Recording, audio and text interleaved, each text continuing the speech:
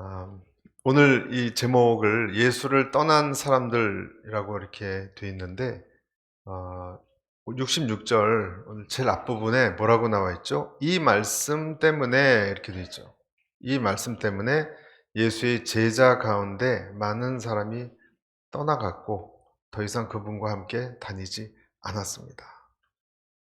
오늘은 떠남에 대해서 좀 생각해 보고자 합니다.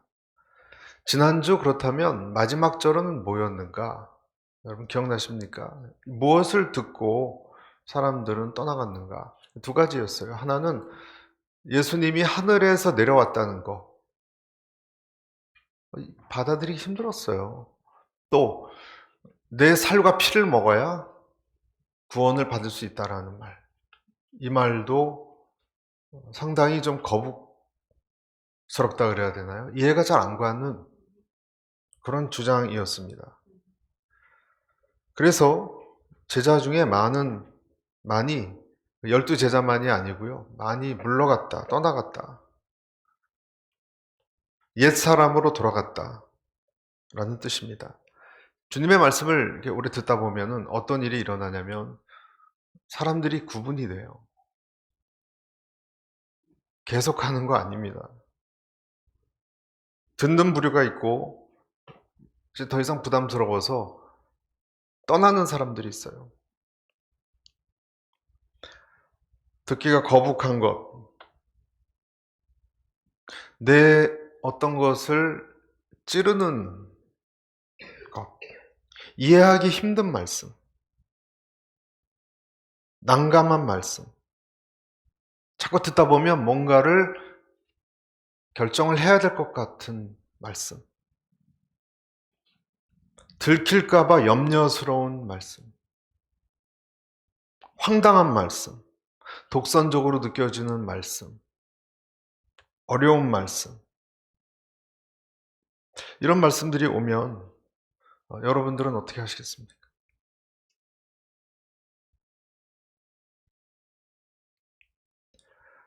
떠나간 자리에 예수님께서 굳이 그렇게 얘기 안 하셔도 되는데 67절을 보십시오. 67절 우리 같이 한번 읽어볼까요? 시작. 예수께서 12제자들에게 물으셨습니다. 너희도 떠나고 싶으냐? 예수님은 그냥 넘어가지 않으세요. 질문하세요. 제자들에게. 왜냐하면 그때 상태를 다 느끼고 있었거든요. 많이 떠나가니까. 그래서 예수님께서는 여러분에게도 지금 질문하시는 겁니다. 여러분에게도 질문하시고 또 질문해 오셨을 것입니다. 여러분도 떠나가시겠습니까?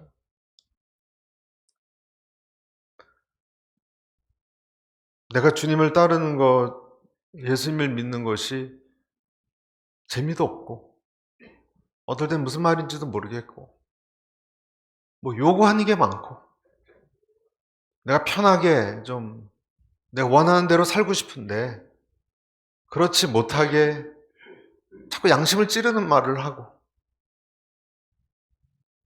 기독교만 진리라고 자꾸 얘기하는 것도 부담스럽고 그러면 여러분 어떻게 하시겠습니까? 우리는 솔직히 다 좋은 곳 가고 싶어 합니다. 그렇지 않습니까? 날씨도 좋은 곳 가고 싶어 하고요. 제일 좋은 곳에 살고 싶어 해요. 그런 내 마음을 잘 이해해 준 사람하고 있고 싶어 해요. 왜 사람들이 끼리끼리 모이는가? 편하니까 그런 거예요. 그 사람이. 내가 좀 수고스러워야 되고 하는 일은 피합니다. 지난주도 말씀드렸지만 생명의 떡이다. 내 살을 먹고 내 피를 마셔야 된다라는 이 말은 굉장히 이해하기가 좀 힘들어요. 도대체 무슨 말을 하시는 건지 잘 모르겠고. 그러니까 이 교회나 기독교에서 말하는 영생의 떡, 생명의 떡이라는 말은 잘 와닿지가 않는 거예요. 당장 지금 나한테 몇 달러가 몇십 달러, 몇백 달러가 중요하지. 뭐 그깟 영적인 그게 뭐 이렇게 중요한가? 이런 생각이 자꾸 치고 올라오는 것입니다. 여러분 그렇지 않습니까? 솔직히 인정하자고요. 뭐 만져져야 말이죠. 영혼에 대한 것이, 천국에 대한 것이 가봤습니까? 만져집니까? 디모데후서 4장 10절에 바울도 비슷한 걸 겪었어요. 디모데후서 4장 10절 이렇게 되어 있어요. 데마는 이 세상을 사랑해 나를 버리고 데살로니가로 갔고, 그리스게는 갈라디아로, 디도는 달마디아로 갔으며 누가만 나와 함께 있다. 굉장한 일꾼이었던 바울이지만 그의 말년은 외로웠습니다. 굉장한 사람이었지만 자기 마지막을 정리하고 있었을 때 한 편지의 한 대목입니다. 대마는 누구였나? 대마는 바울하고 아주 친했던, 가까이서 도왔던 동역자였는데 데살로니가로 갔다 그랬어요. 데살로니가 어떤 곳이죠? 풍요로운 곳이에요. 잘 사는 곳, 아주 기름진 곳이에요. 재밌는 것도 많고. 그곳에 갔어요. 왜 갔을까? 여기 나와 있죠. 세상을 사랑해서. 바울하고 다니니까 가난하고 또 핍박도 있고 어렵고 그런 것이 이제 더 이상 지긋지긋했을 거예요. 이건 모르겠다. 혼자 복음을 전하시든지 말든지 저는 못하겠습니다. 가버린 거예요.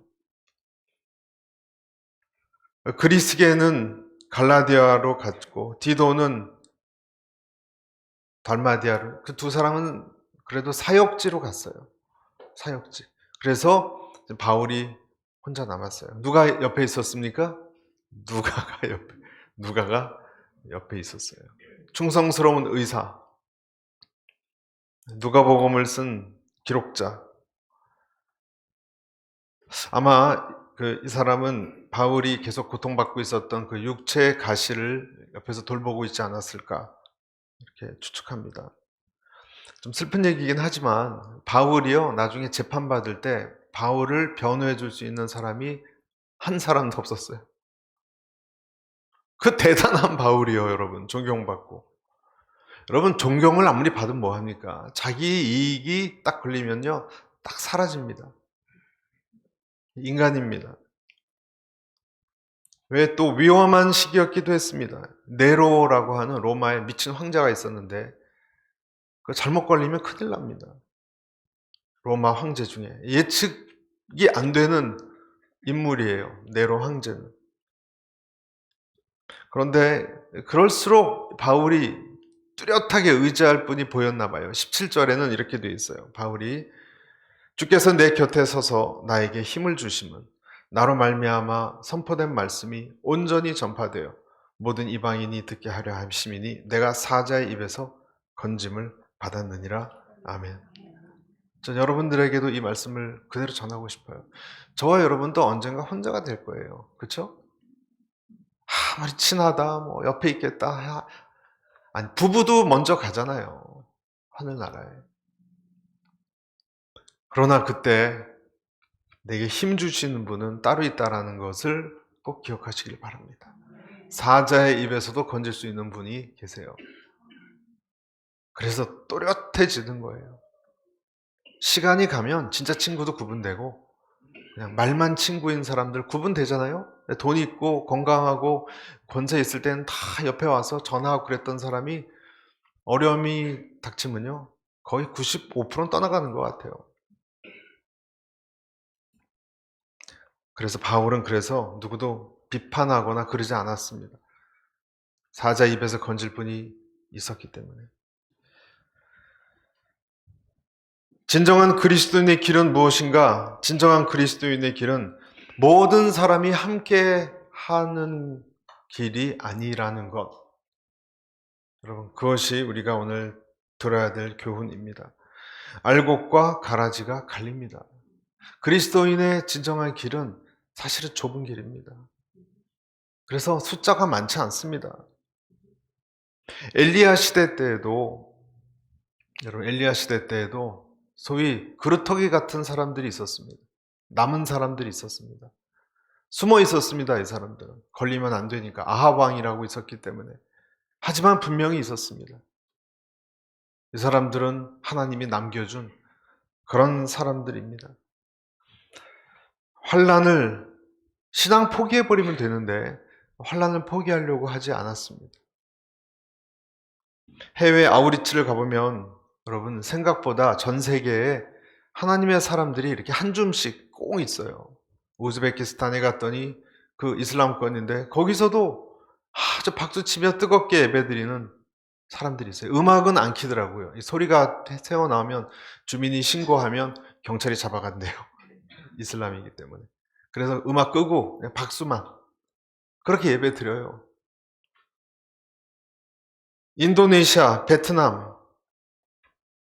인도네시아에 갔을 때 저는 청년들 집회를 했었는데요. 그때도 아직 기억이 납니다. 여러분 인도네시아 청년들이 얼마나 똑똑한지 아세요? 아주 총명하고 가장 똑똑한 청년들, 이 서구의 이 민주주의와 자유 이것을 알았던 청년들이 기독교에 그렇게 많이 와요. 교회에 와요. 그리고 집회가 끝나고 난 다음에 이야기할 시간이 있었는데 그런 얘기 하더라고요. 목사님, 공부는 열심히 하냐? 어떻게 미래가 뭐냐? 이렇게 질문한 제가 바보였어요. 목사님, 저희들은요, 미래가 없어요. 공부할 수가 없어요. 여기는 왕족들이 다 잡고 있어서 아무리 열심히 똑똑하고 공부를 해도 직장 자체가 없어요. 저희는 기도밖에 할 게 없어요. 저희도 공부하고 싶어요. 몽골의 사막에도 여러분 그 말 타고 그러는 곳에 크리스찬들이 있습니다. 그때 의료 선교를 갔기 때문에 이빨 고치고 뭐 어디 고치고 그런 약 주고 한다니까 우르르 몰려왔지만 진짜 예배 드리고자 할 때는 정말 한 줌밖에 안 남았어요. 그 사람들은 진짜 크리스찬이에요. 그러니까 한 80%는 떠나갔어요. 약 주고 음식 주고 뭐 그러니까. 태권도도 보여주고 그러니까 재밌어서 왔는데 나중에 진짜 예배드리고 말씀을 받는 사람은 소수예요. 그러나 분명히 있어요. 터키에도 있고요. 어디도 있습니다. 일본에 그 음란하고 세속적인 신주쿠라는 곳이 있는데 그 명동 같은 곳이에요. 거기도 뜨겁게 예배드리는 주일날 예배드리러 갔는데 청년들이 있었어요. 일본 청년들이. 소수였지만 참 신기하다는 생각이 듭니다. 곳곳에 있구나. 일본 야찌오라는 동경 근교 소도시에 그 조성록 장로님이라고 계세요. 오늘 교회에서 파송한 1호 선교사님인가 그런데 육군 그 쓰리스타면 뭐죠? 쓰리스타면 중장이죠. 예, 육군 중장 하셨습니다. 그런데 어느 날 아무도 알아주지 않는 일본 어느 촌 마을에 교회를 짓고 주님을 전하기 시작했습니다. 수만 명을 말 한마디로 호령했던 그분이 그 코딱지만한 교회 건물로 잠깐 방문하는 그리고 거리에서 조선 사람을 멸시하는 일본 사람들을 어떻게 섬길 수 있었을까? 참 이것도 미스테리예요. 학생 이거 한번 읽어보세요. 하면 대부분 일본 학생들은 이 노 부부를 정말 투명인간 취급하고 지나갔습니다. 그래도 미소를 띠면서 전도지를 주고 설명을 하는 남편을 보면서 이 아내는 골목 한 곳에서 눈물을 흘렸대요. 너무 불쌍해서. 자기 남편이 왜 저래야 되는가. 한 번도 남한테 아쉬운 소리 안 해본 저 양반이 얼마나 저 무한하고 자존심 상할까. 함부로 저렇게 대하는 일본 사람들 때문에. 가슴이 아팠다고 합니다. 한국에서 퇴역 장군들 모임에 참석해서 주중에는 골프나 치고 주말에는 성경책 들고 폼나게 신앙생활 할 수 있었을 분이 이 덥고 습한 도쿄에 와서 갖은 멸시와 모욕을 당하면서 전도지 나눠주는 모습이 안타까웠다는 것입니다. 가여웠다 그렇게 표현합니다. 왜 그런 일을 할까요, 여러분? 여러분, 우리가 잊지 말아야 되는 것이 있는데요. 예수님을 따르거나 뭐 그런 것도 내 맘대로 할 수 있는 것이 아니에요. 내가 굳게 결심을 하고 따르겠다 그렇게 되는 게 아니에요.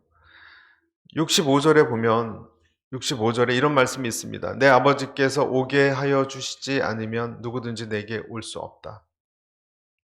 하나님께서 오게 하지 않으면 올 수 없습니다. 시몬 베드로는 그 이유를 이렇게 얘기했어요. 68절 같이 읽어볼까요? 시작.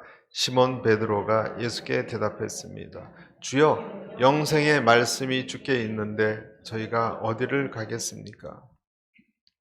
아주 기특한 말을 했어요. 베드로는 가끔씩 이렇게 기특한 말을 합니다. 영생의 말씀이 주님께 있는데 우리가 어딜 가겠습니까? 여러분, 누가 한 말이에요? 베드로하고 전혀 어울리지가 않아요. 그렇죠? 이 말은 성령님이 하신 말씀이에요. 베드로 안에서. 그러니까 그런 고백을 하게 되는 거예요. 성령님께서. 우리도 마찬가지입니다. 여러분, 우리도 이 세상에 좋은 것만 그렇잖아요. 좋은 음식 먹어야 되고 우리는 좋은 곳에 자야 되고 차도 좋아야 되고 내가 어울리는 사람도 좋아야 되고 기후도 좋은 데 살아야 되고 다 좋은 거 그런 것을 원했던 우리들이지만 어떤 시기건 어떤 방법 어떤 경로건 하나님의 말씀이 내 속에 자리 잡기 시작했습니다. 나온 것처럼 영생의 말씀이 계심에 우리가 어디로 가오리까? 우리도 좋은 거 여러분이 좋은 거 안 좋은 거 구분 못 하십니까? 좋은 거 잘 알죠? 크리스찬도 잘 알아요. 그렇지만 우리가 주님을 그렇다고 그것 때문에 포기할 수 있습니까? 더 안 좋은 곳에 있어야 한다고 해서 막 비교는 하겠죠, 처음에는. 그래서 결국은 여러분이 진정한 하나님의 자녀라면 주님을 포기하지 못할 것입니다. 때로는 오해받아도 어떤 내가 일을 하는데 누가 욕을 하고 오해를 해도 다시 예수님 생각하면 내가 참지, 인내하지 하고 되는 것이 여러분의 의지가 아니라니까요. 여러분 안에 뭔가가 들어있기 때문이에요. 그걸 거부할 수가 없는 거예요. 내가 물론 외롭고 약해서 주님을 찾아요. 우리는 처음에. 그렇죠? 예수님 찾을 때 아주 강해서 찾는 사람 별로 없어요. 다 약하고 마음 둘 것 없고 힘들고 연약해져서 의지하려고 주님을 찾아요. 그러나 그 주님에게 일단 붙들린 사람에게는요. 하나님께서 어떤 사랑의 끈 같은 걸로 묶여버렸어요. 내 마음대로 끊을 수가 없어요. 그러니까 영생의 말씀이 우리가 있는데 우리가 어디로 가겠습니까? 이상하게 떠날 수가 없습니다. 9명은 떠나갔어요. 그런데 마지막 한 명 문둥병자는 예수님께 돌아왔어요. 9명은 떠났는데 그 한 명은 왜 그냥 병만 났으면 됐지 왜 또 예수님을 찾아요? 왜 안 떠났을까? 두 아들 중에서 한 아들은 떠나갔어요. 둘째 아들은 투명스럽게 했어도 아버지 말씀을 순종했잖아요. 뭐 때문에 그렇게 됐을까? 사람들이 그렇게 반대해서 욕하고 위협하고 구덩이에 던져서 죽을 위기를 겪었지만 예레미야 아시죠, 여러분? 예레미야는 하나님 말씀을 선포하는 일에서 떠날 수 없었어요. 그는 구덩이에서 굶어 죽는 한이 있어도 그 일을 멈출 수가 없었어요. 성경에 보면 여러분 마지막 시대에는 죄송한 말씀이지만 괴로운 시간이 온답니다. 배교의 시간이 닥쳐온대요. 우리에게. 여러분 크리스찬들이 어려움을 겪는 것을 느끼잖아요. 여러분 이렇게 뉴스를 보면 뭐 순교도 당하고 뭐 IS도 있고 그런 걸 보면 여러분 가까운 때라는 것을 그런 걸 통해서 알 수 있는 거예요. 배교의 시간이 오면은요 형제가 형제도 넘겨준대요. 자식이 부모를 넘겨준대요. 고발한대요. 정말 그렇게 가능할까 생각이 들지만 내 유익을 위해서 내 친구를 넘겨준대요. 그럼에도 불구하고 하나님의 말씀이 그 속에 들어가 있는 사람은요, 예수님을 떠날 수 없습니다. 요한계시록에 보면 시온산에 어린 양이 서 있고 어린 양에게 속한 사람들이 있다라고 했어요. 어린 양이 시온산에 이렇게 있고 거기 속한 사람들이, 이 사람들은 음녀로 인해서 더럽혀지지 않고 정절을 지키는 사람들이고요. 또 이 어린 양이 인도하는 대로 따라가는 흠이 없는 사람들이라고 나와 있어요. 그 사람들이 여러분이에요. 우리들이에요. 여러분에게 영생의 말씀이 있습니까? 있습니까? 그러면 여러분 그 말씀 때문에 여러분 절대 예수님 떠나지 못할 것입니다. 그만큼 그 말씀은 뿌리가 깊어요. 한 번 들어오면요, 그 뿌리가 깊어요. 가지가 흔들리고 기둥이 좀 흔들리고 너무 무섭고 힘들어서 나뭇잎이 바로 떨리고 그럴 수도 있을지 몰라요, 어느 날. 하지만 결정적일 때는 돌아옵니다. 롯 보세요. 롯은 결정적일 때 마지막 순간 천사의 손을 뿌리칠 수도 있었어요. 막대 먹은 롯도요, 마지막 천사의 손을 뿌리칠 수 있었어요. 그런데 튀어나오지 않았습니까? 시편에 보면 의인은 시냇가에 심은 나무라 그랬습니다. 시냇가에 심은 나무. 그 뿌리는, 시냇가에 심겨진 나무 뿌리는, 목말라 하는 그 뿌리는 늘 물기가 있는 데를 따라서 깊이 강하게 굵게 뻗어갑니다. 내가 평소에 무엇을 사모하고 어느 곳을 향하고 있는가를 보면 여러분에게 말씀의 뿌리가 정말 있는지를 볼 수 있어요. 나의 왕 되신 주님의 얼굴, 주님 그것을 구합니다. 아름다우신 주님의 얼굴, 주님의 보좌를 내가 구합니다. 그 마음이 여러분에게 있는가예요. 고난을 겪으면 여러분 깨닫는 것이 있죠. 고난을 지나가는 사람은 누구나 깨닫는 것이 있는데 두 가지입니다. 하나는 내가 꼭 붙들어야 될 것이 있구나. 그 깨달아요. 그리고 또 한 가지는 내가 그 전에 붙들었던 것이 이렇게 아무것도 아닌 것처럼 허물어지는구나. 건강도 종이 조각 같구나. 이걸 느낍니다. 인간관계는 말할 것도 없이 돈도 필요 없습니다. 여러분 그때 은행 잔고가 뭐가 그렇게 중요하겠습니까? 그렇지 않습니까? 건강도 인간관계도 심지어는 자식도 종이 같구나 하는 걸 느낍니다. 내가 붙들어야 될 거는 따로 있구나. 신뢰할 만한 것을 찾고자 합니다. 그래서 사람이 지혜로워지는 것입니다. 저희 딸이 있는데 그 친구 관계 어려움을 좀 겪었어요. 제가 들어보니까 기가 막힌 그런 일이 좀 있었습니다. 근데 그것을 겪고 나서 그냥 한 말이 뭐냐면, 가족이 소중한 걸 깨달았대요. 그래서 제가 몰랐냐? 몰랐냐? 가족이 이렇게 소중한 게 뭔지 깨달았대요. 이런 것들은 여러분 책이나 지식 이런 데서 얻어지는 것이 아닙니다. 베드로는 고백합니다. 어떻게 고백하는가? 69절 보십시오. 시작. 주는 하나님의 거룩하신 분임을 저희가 믿고 또 압니다. 어떻게 이런 고백을 할 수 있었을까? 주는 거룩한 분임을 저희가 믿고 안다 그랬습니다. 믿는 것뿐만 아니라 또 안다. 보충 설명을 했습니다. 등산을 얘기하면서 등산하는 것을 산에 대해서 토론하는 사람이 있고 직접 구두를 신고 등산화를 신고 산을 올라가고 바위를 올라가고 계곡도 내려가고 탐험을 하는 사람이 있어요. 여러분 기독교는 두 번째입니다. 기독교는 그냥 지식으로 되어지는 것이 아닙니다. 넘어지고 깨어지면서 때로는 구르기도 하면서 산을 배워가듯이 예수님을 알아가고 억울한 일을 또 겪으면서 예수님의 마음을 체득해 갑니다. 주님을 알기 때문에 나는 다른 곳에 머물지 않겠습니다. 주님에게만 머물겠습니다. 이렇게 얘기하는데 예수님이 이 베드로에게 아주 섬뜩한 말씀을 하나 하세요. 70절입니다. 시작. 그러자 예수께서 대답하셨습니다. 내가 너희 12를 택하지 않았느냐? 그러나 너희 중 하나는 마귀다.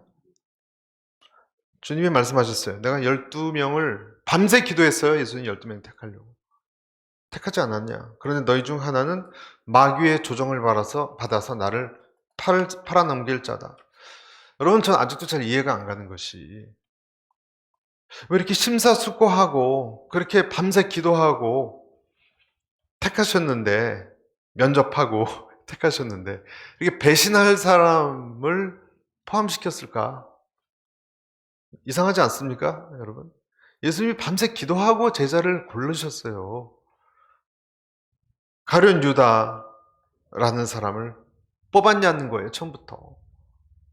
사람 보는 눈이 이렇게 없으셨나? 의문을 갖게 되지 않습니까? 그럼 계획이었나?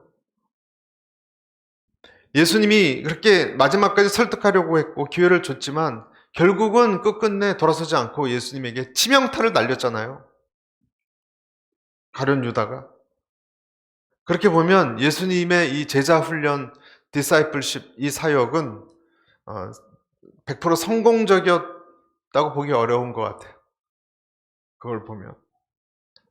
유다는 여러분 제자 중에서 사실 기대가 촉망되는 사람이었습니다. 제일 아주 현명한 사람이었습니다. 인간적으로 보면. 열정도 있고 여러분 판단력도 빠르고요. 똑똑했습니다. 이 제자들의 돈꾀를 맡아서 회계를 받다 그랬는데 여러분 이 당시는 종이가 없었어요. 종이가 없어서 어디다가 성경도 그 양피지 같은데 겨우, 여러분 양피지가 지금으로 치면요 굉장히 몇백만 원, 1000만 원, 2000만 원 될 수도 있는 것도 있었대요. 거기다 어떻게 글을 베낍니까? 그러니까 머릿속으로 다 외워야 돼요. 머릿속으로. 아, 작년 8월 17일 날 얼마 들어갔고 얼마 나갔고 다 외웠어요. 가룟 유다는 그 정도로 총명했던 사람이에요. 돈꾀를 맞는다는 것은 쉬운 일이 아니었어요. 비상한 두뇌의 소유자였을 것입니다. 그가 예수님을 처음에 흠모하고 존경하고 그렇게 따랐지만 기적도 받고, 그렇지만 어느 날 자기 생각과 다르다는 것을 느끼고 등을 돌렸습니다. 계산에 발가기 때문에 은 30에 한 700불, 지금으로 치면 700불 정도에 팔아넘겼습니다. 여러분, 예수님을 깊이 알지 못하면요 우리도 예수님을 그 정도밖에 인식 못합니다.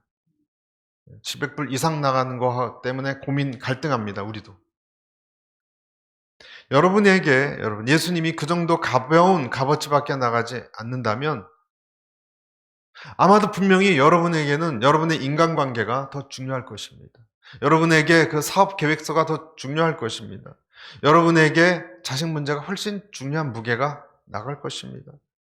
내 취미, 내 평생의 소신, 내 자존심, 내 뜻, 그런 것이 훨씬 여러분에게 예수님보다 무게가 나갈 것입니다.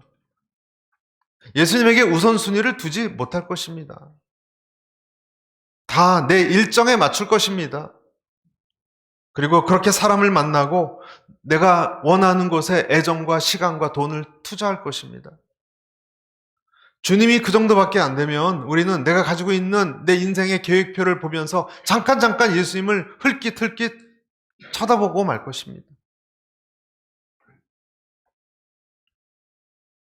주님은 말씀하셨어요. 내가 너 12를 택하지 아니하였느냐? 처음에 그렇게 기대를 했어요. 여러분, 이런 유다는 아무도 이럴 줄 몰랐어요. 그러니까 베드로가 우리가 다 주를 이렇게 따르겠습니다. 우리 모두가 주님을 떠나겠습니까? 그러니까 베드로가 보기에도 가룟 유다는 절대 떠날 사람이 아니었어요. 여러분, 우리가 주님을 향해서 젊을 때 한때 열정을 내고 헌신하고 교회에서 직분도 받고 그럴 수 있지만 여러분, 그것이 우리의 구원을 보증하지 않는다는 것을 기억하시길 바랍니다. 헌신했어요, 여러분. 가룟 유다는. 여러분, 우리 중 누가 다 모든 걸 일정을 가족을 떠나 돈을 팔고 예수님 3년 동안 쫓아낼 사람이 있습니까? 유다는 그것을 했어요. 그런데 영생으로 인도받지 못했습니다.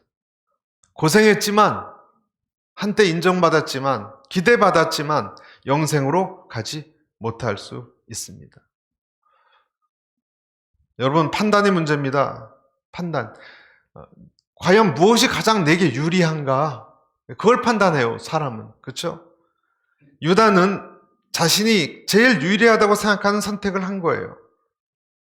그 좋은 머리로 내 인생을 돌아보니까 이것이 제일 중요하다라는 선택을 한 거예요. 그러나 그것은 파멸로 몰고 갔어요. 얼마나 우리가 우리 꾀에 빠져서 깨우치지 못하는 우매함 속에 갇혀 있을 수 있는지 그거를 보여주는 것입니다. 얼마나 최선을 다했는지가 중요한 게 아니에요. 여러분, 세 부류가 있었죠? 세 부류의 예수님 주변에 하나님을 떠나는 무관심층, 주님을 끝까지 따르는 사람들, 아니면 주님을 대적하는 사람들. 주님을 따르거나 대적하거나 무관심하거나 그 세 부류밖에 없습니다. 처음에 다 관심을 갖지만 시간이 얼마 지나지 않아서 이렇게 세 가지 길이 갈릴 때 다 화려하고 큰 소리 쳐요, 처음엔. 그러나 어디에 속해 있게 될 건지 여러분 생각하셔야 됩니다. 중요한 것은 내가 예수님을, 어떤 사람은 그래요. 이 세상 제일 중요한 것이 내가 예수님을 아는 것이다. 아니요, 그렇지 않아요. 이 세상에서 가장 중요한 것은 여러분이 예수님을 아는 것이 아니라 예수님이 여러분을 아느냐예요. 하나님이 여러분을 아느냐가 중요한 거예요. 말라기서 1장 13절 한번 볼까요? 시작. 만군의 여호와가 이르노라. 너희가 또 말하기를 이 일이 얼마나 번거로운고 하며 코웃음치고 훔친 물건과 저는 것, 병든 것을 가져왔느니라. 너희가 이같이 봉헌물을 가져오니 내가 그것을 너희 손에서 받겠느냐? 이는 여호와의 말이라. 백성들은 희생제물 준비할 때 인색했습니다. 제사장들도 인색했습니다. 제사를 드리긴 드렸어요. 그런데 내키지 않는 마음으로 드렸습니다. 내키지 않는 마음으로 드렸습니다. 어떤 20대 남자가 40대 여성하고 결혼한 사진을 봤는데요. 이렇게 아파트도 주고 금도 주고 최고급 자동차도 다 주는 부자 여자예요. 근데 그 20대 남자의 얼굴을 사진을 봤더니 내키지 않는 얼굴이에요. 내키지 않는 마음으로 드렸어요. 우리에게 하나님 소중하게 생각하는 마음이 없으면 여러분 모든 것이 그때부터 번거로워집니다. 번거로워집니다. 그럴 만한 가치가 있나? 내 소중한 인생의 향유병을 깨트릴 가치가 있나? 내 나중을 위해서 남겨야 되지 않는가? 정말 예수님이 그 정도로 중요한가? 내 인생에. 나도 내 살 길 찾아야 되지 않나? 누가 내 삶길을 누가 책임져 준대? 내가 책임져야지. 무엇을 주를 위해서 버리느냐의 이 문제, 이것은 여러분 하나님께서 늘 그의 신실한 종들에게 부딪히게 하는 주제였어요. 여러분에게도 부딪힐 겁니다. 여러분이 주님께 가까이 오면 올수록 더 부딪힐 겁니다. 이거 내가 포기해야 되나? 부자 청년같이 겉으로만 주님을 따르겠다는 사람은 결국 부딪혀서 못 넘어올 것입니다. 그래서 예수님의 말씀은 처음에 제가 말씀드렸죠. 우리에게 돌과 같은 존재예요. 부딪혀서 넘어지니까. 여러분, 예수님은 우리의 자존감에 그렇게 관심이 없으세요. 우리의 감정에게도 그렇게 관심이 없으세요.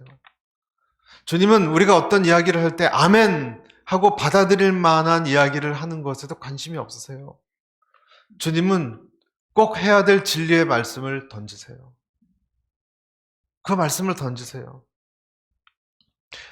왜 그럴까? 우리를 사랑하니까. 우리를 사랑하니까 그 말씀을 던지는 거예요. 우리가 자녀를 사랑하면 정확한 사실을 얘기하지 않겠습니까? 너의 처지는 지금 이거다. 너는 그 이상 꿈꾸지 마라. 그건 지금 불가능하다. 너는 이것을 추구해라. 네가 이렇게 하지 않으면 너는 이렇게 된다. 현 주소를 알아라. 고통스럽지만 엄마가 하는 말, 아빠가 하는 말을 듣고 정신 차리고 몇 년을 고생하면 여기까지는 달성할 수 있을 것이다. 이 얘기를, 뼈아픈 얘기를 해야 되는 거예요, 자녀에게. 잘 될 거다, 잘 될 거다라는 말을 하면 안 되는 것입니다. 정확한 현실을 알려줘야 되는 것입니다. 의사도 환자에게 정확한 현실을 알려줘야지 되는 것처럼.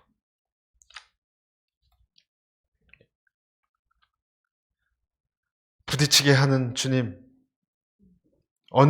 이 차이가 도대체 우리는 그 부딪히는 그 말씀을 보고 어떻게 반응하느냐, 그 차이가 어디에 나와 있나? 69절에 나와 있는 거예요. 주는 하나님의 거룩하신 분임을 저희가 믿고 또 압니다.